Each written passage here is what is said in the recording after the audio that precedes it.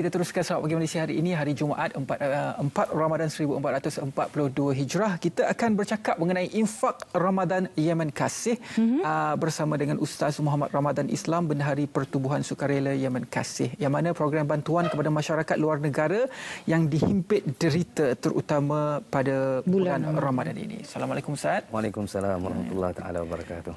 Mungkin pertama sekali boleh Ustaz sendiri terangkan mengenai pertubuhan Yaman Kasih ini dan apakah hala tuju Yaman Kasih ini pada bulan Ramadan ini sendiri. Okey, bismillahirrahmanirrahim. Bismillahirrahmanirrahim. Alhamdulillah wassalatu wassalamu ala Rasulillah. Jadi saya mengucapkan selamat ulang tahun di RTM. Okey. Jadi untuk pengetahuan awal, Yaman Kasih sejak berlakunya pergolakan Yaman pada 2015 berlanjutan, alhamdulillah kita telah ditubuhkan pada tahun 2017. Dan alhamdulillah sampai sekarang lebih kurang 3 tahun. Jadi hasil daripada permintaan sahabat-sahabat kami dan juga kawan-kawan Dr. Rafa pengurusi kami untuk membuat bantuan kepada mereka yang di sana, kerana setengah daripada masyarakat Yaman yang berada di sini untuk menunjukkan rasa simpati mereka dengan apa yang berlaku di sana.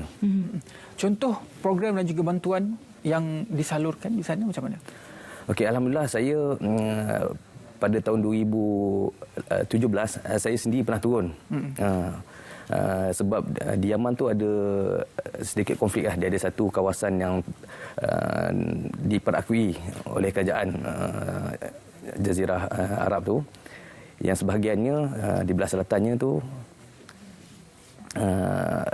dan di utara itu ada permasalahan sikitlah, kawasan-kawasan yang berlakunya peperangan. Jadi sebab saya pernah duduk di sana sekitar 8 tahun, jadi bermuamalat dengan orang-orang mereka tu kita dah orang kata lebih fahamlah macam mana, walaupun berlaku konflik di antara mereka kan. Dah biasalah. InsyaAllah. Alhamdulillah. Keadaan dan masyarakat. Ya, saya. Ya, dan kita juga ada tetamu kita Muhammad Anwar Taha yang berada di talian Skype, merupakan aktivis sosial. Mungkin kita boleh berhubung dengan Tuan Muhammad yang telah pun berada di Skype. Assalamualaikum, selamat pagi. Wabarakatuh.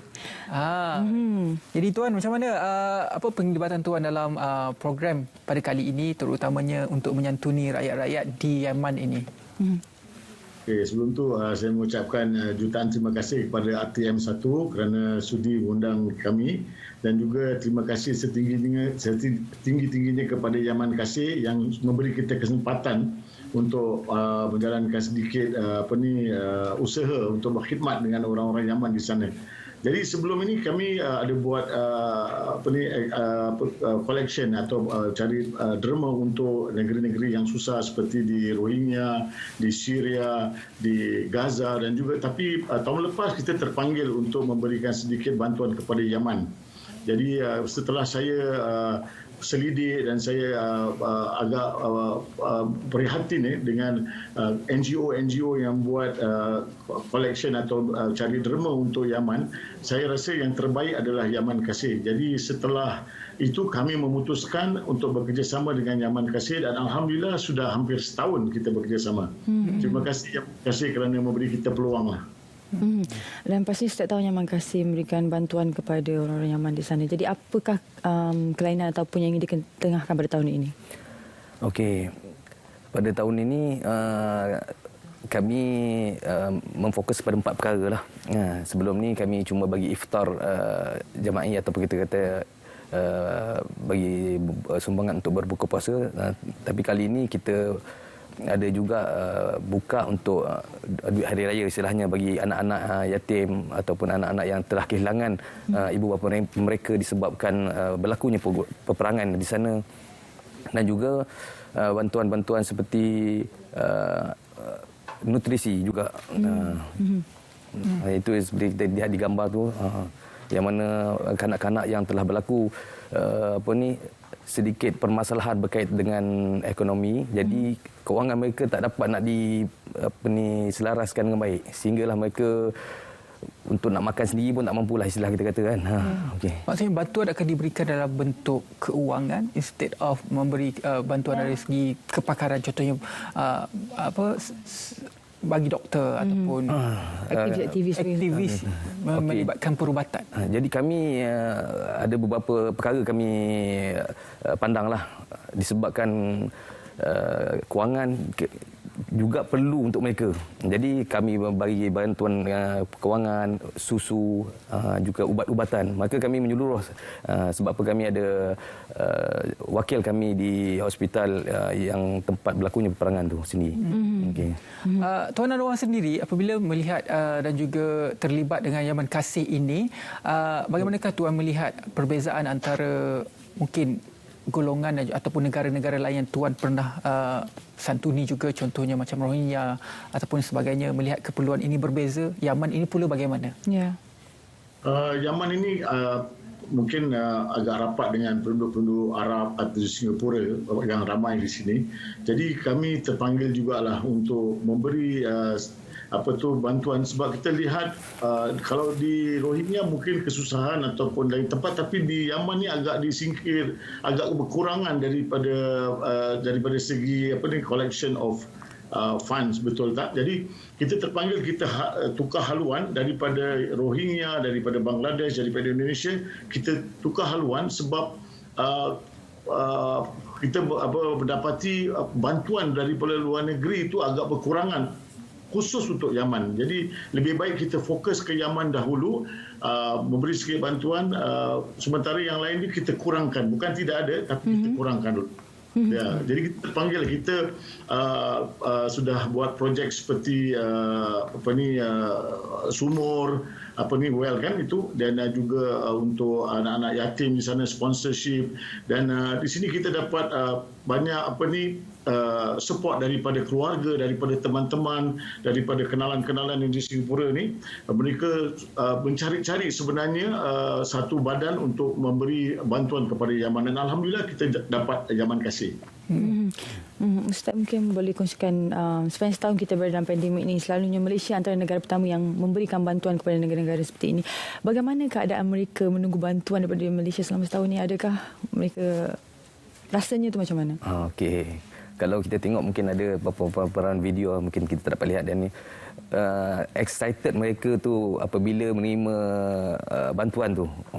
Contohnya kita tengok ada bantuan kita buat sahur kan, sebelum kita membuka pintu untuk bagi dia masuk tu, jadi kita susun dulu, bila dia buka je pintu langsung meluru masuk. Jadi nak menunjukkan rasa dihargai tu.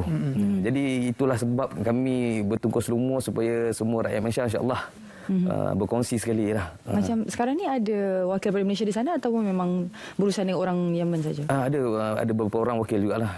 Di antaranya bekas pelajar kami. Jadi dari segi pecahan masyarakat, orang tua ataupun orang muda ataupun kanak-kanak, siapa yang lebih terkesan dengan keadaan situasi sekarang? Untuk masa sekarang ni yang lebih terkesan, pada awalnya kita fokus kepada kanak-kanak lah.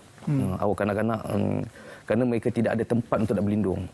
Dan saya lihat 2-3 tahun kebelakangan, yang terakhir saya pergi 2019, saya pergi ke sana, jumlah orang kata peminta sedekah di jalanan tu makin banyak. Tidak seperti tahun 2015, 2014 yang kemarin. Dan musim yang paling krusial di Yaman adalah ketika musim sejuk, betul tak? Ya, saya. Jadi bagaimana keadaan bantuan yang diberikan pada waktu ketika sejuk itu? Pertama dari segi perubatan itu pasti. Kedua dari segi makanan itu pasti. Dari segi kelengkapan keperluan, blanket, jaket dan sebagainya.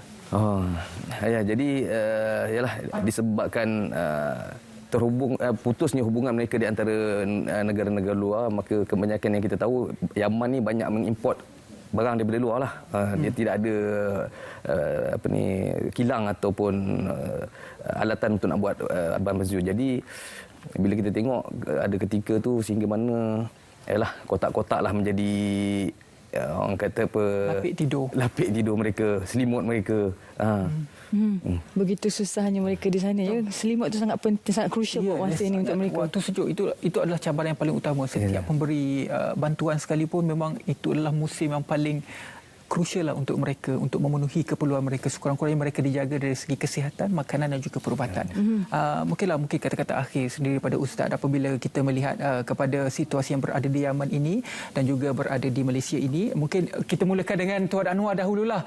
Situasi yang berada di Yaman, situasi yang berada di Malaysia ini apabila kita melihat pertama pandemik COVID-19, yang kedua kita nak hantar bantuan itu pun ada SOP dan juga mungkin terlambat sedikit ataupun bagaimana? Betul, ada hadis mengatakan infak wa yunfik lah. Saya menyeru semua kalau kita dapat memberi sedikit bantuan kepada Yaman supaya meringankan beban mereka dan support Yaman Kasih yang saya rasa amat boleh dipercayai. Jadi kita di sini sangat-sangat bersyukur dengan nikmat yang kita berikan walaupun dalam keadaan pandemik 19 ni pun tidak ada masalah dengan makanan, dengan pakaian apa segala macam. Jadi kat sini kita harus prihatin kepada saudara-saudara kita yang ada di Yaman, terutama anak-anak kecil yang sangat-sangat susah. Jadi kalau kita memberi sedikit bantuan, saya rasa mereka akan berdoa dan berterima kasih sangat kepada kita. Itu aja. InsyaAllah. Ustaz Pelawai mana? Okey, jadi saya lebih-lebih lagi kita sekarang ni berada di bulan Ramadan, bertepatan pula pada hari Jumaat. Maka saya menyeru seluruh rakyat Malaysia dan juga Singapura untuk sama-sama menyumbang seperti mana Nabi SAW begitu, man fattara sa'iman falahu mithlu ajri fa'ilih. Jadi siapa yang bagi orang buka puasa, maka dia akan mendapat ganjaran apa yang dilakukannya. Dan saya juga menyarankan kepada rakyat-rakyat Malaysia supaya jika tidak kemampuan untuk menyumbangkan bantuan seperti duit dan sebagainya, boleh kita memberitahu khabar kepada kawan-kawan kita bahawasanya ada satu negara yang mana tidak diperhatikan. Jadi bila kita lakukan benda ni juga sabit dengan Nabi SAW kata man dalla ala khair kafa'ilih. Siapa yang menunjukkan kepada kebaikan pun dia akan mendapat ganjaran. Itulah hasrat saya. Okey, terima kasih banyak-banyak kepada Ustaz Muhammad Ramadan Roslan, Bendahari Pertubuhan Sukarela Yaman Kasih, dan juga tetamu kita di Skype Tuan Muhammad Anwar Taha, aktivis sosial yang kita hubungi melalui Skype. Kita bercerita mengenai infak Ramadan Yaman Kasih. Kita doakan supaya sahabat kita di sana berada dalam keadaan terbaiklah untuk kita sekurang-kurangnya menambut Ramadan. Dan insya-Allah kegembiraan Syawal itu akan menjelma. Selepas ini kita akan ke Melaka.